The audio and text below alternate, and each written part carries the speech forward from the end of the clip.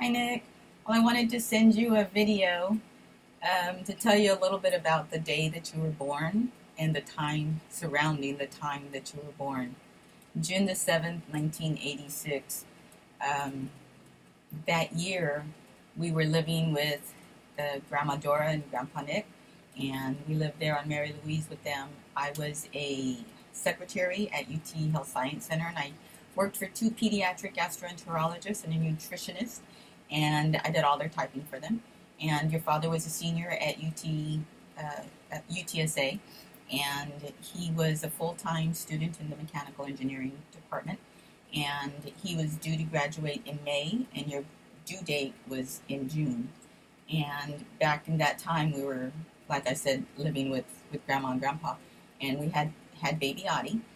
And when I found out I was pregnant with you, we were surprised. We were shocked because I had been on the birth control pill right after we had Audie. They put me on the birth control pill because your father was still in school, and we didn't think we could afford another one.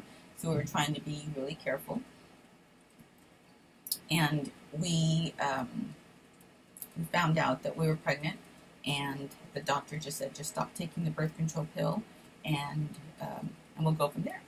So, I told your father, and he said, well, no one's going to be happy about this. Everyone's going to have something to say. So, sure enough, Grandpa Nick said, shoot, you can't even afford the one you have now. Why are you going to have another one? Uncle Rene, with, his 5 kids later, he says then at that time when he didn't have any, God, haven't you figured out what's causing that? Anyway, so we took some criticism and some ribbing about that, which I didn't find funny or amusing or very nice. But we were very happy to be expecting you, and happy that Audie was going to have a little baby brother, and we just tried to make the best of it, and we lived with them until you were born. Your dad graduated in the middle of May and was offered a job in Fort Worth at GD, General Dynamics in Fort Worth, and he took that job and started about I want to say it was the last week of May. And knowing that you were due in June, we just figured we would just try to work it out so that he could be in San Antonio when I had you. Because when you're 9 months pregnant, you can't travel. You stay put. So your due date was June 21st, and I had asked the doctor if she'd be willing to induce you, and she said she would consider it.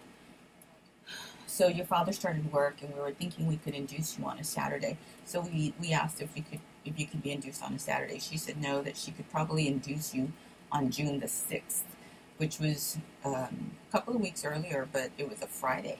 So a couple of reasons I didn't want you born on June the 6th. One was for the 6/6/86, and I just didn't think that was a good thing if we could choose that. That's not something I would have chosen. And the other thing was that your father was going to have to work, and he wouldn't be there for your birth. So we begged her, and she agreed to induce you on June the 7th. So we got there at 6 in the morning, and we thought it'd be very, very planned, and despite the fiasco we had with Adiana with not having any pain meds, I walked in there saying, I'm not really worried because I'm going to get my epidural as soon as I get in there. So they did. They started my epidural as soon as I got there so that I would not be feeling all the contractions. Well, the good news is it worked, but it didn't work on my whole body. It worked on only half of my spinal cord, and the other half didn't take it. So my body could feel on half of my body, but not the other half. So I could feel the contractions, but it wasn't a full pain. Anyway, so they kept they started the IV that gave me the medication that would induce the contractions, and they kept increasing that. But despite them increasing it, the contractions didn't come as hard and as strong and as fast as they wanted them to. And they just kept saying, I don't think he's ready. He's just not ready. But we didn't know if it was a boy or a girl, but they were just calling you a he. And so we just kept right on, kept increasing increasing the dose. And when it came right down to it, they wheeled me into the room and they said, okay, the contractions are strong enough, but you need to push. You just need to, to do your part. So a really strong contraction came, and she was, all the nurses and the doctor were yelling at me, push, push, push, push, push. Pushing is, but when you can't feel half of your body, you really don't know how hard you're pushing. You think you are, but maybe you're not. Anyway, so she put one leg on top of the table and the other leg was on the ground, and she had her stirrups, and she's reaching in and she's pulling you as I'm pushing you, and she's saying, when I say push, you push as hard as you can because your baby is in trouble. And they were monitoring your heart rate, and your heart rate was dropping. So anytime the baby's heart rate drops, that's not good. So she told me, okay, when I say push, you push. So they push. She told me push. So I start pushing, and she's pulling, and she's trembling this way, trying to pull you out. And it's not working. So she grabs a hold of me, and she says, Patricia, your baby's in trouble. You need to push harder. We need to get him out now. So I just started crying because I got really upset and really scared. And of course, that didn't make things any better.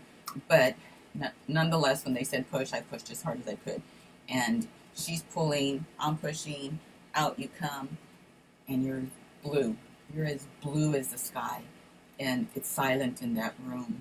And I just wanted to die because I felt so responsible for forcing you to be born that day, and you just weren't ready. You just weren't ready. Your body just wasn't ready, and everyone in the room was quiet and silent. No one said anything. I just heard a bunch of movement, and it was probably the longest 20 or 30 seconds of my life. And just a few seconds, and you let out a scream, and it just was such a sense of relief that I was just so happy. I was just so happy to hear your little voice, and they brought you to me, and you were just the most beautiful color of pink. You pinked up really, really quick, but your little voice was just so tiny, and you just cried so sweetly, and you were just beautiful, and I was just so happy. And you've just always been very resilient, Nick. You're strong. You do things in your own time, and that's never changed. No matter what happens, you just keep going, and I'm very proud of you for that. You've come 31 years, and just remember that you're doing things in your own time. I understand that. I did things in my own time. When I was your age, I was 30 when I started back to school, and I could remember Aunt Clem asking me, what do you want to do with the rest of your life? And I said, I'm doing it. I'm a mom. And she said, I don't think so. I think you're way smarter than that. I think you can do a lot more with your life. I didn't think I could do it. I didn't have the confidence in me, but she did. And I'm here to tell you that I believe in you, and you're strong, and you're resilient, and you're smart, and you're not old. You're 31. You've got your whole life ahead of you. Plan things. If it helps you, write them down and set your goals. That's how I did it. I just set my little goal for one step at a time, and everyone takes their own path. So you don't need to go down my path or Adiana's path or your dad's path. You set your own path, but set that path. And I know as strong as you are, you will do it. I love you, Nick. I'll always love you. I'm proud of you. Proud of you every day. I'm proud of your resilience. I'm proud of your love and your patience that you have inside of your heart. You're a good man, Nick. And I love you.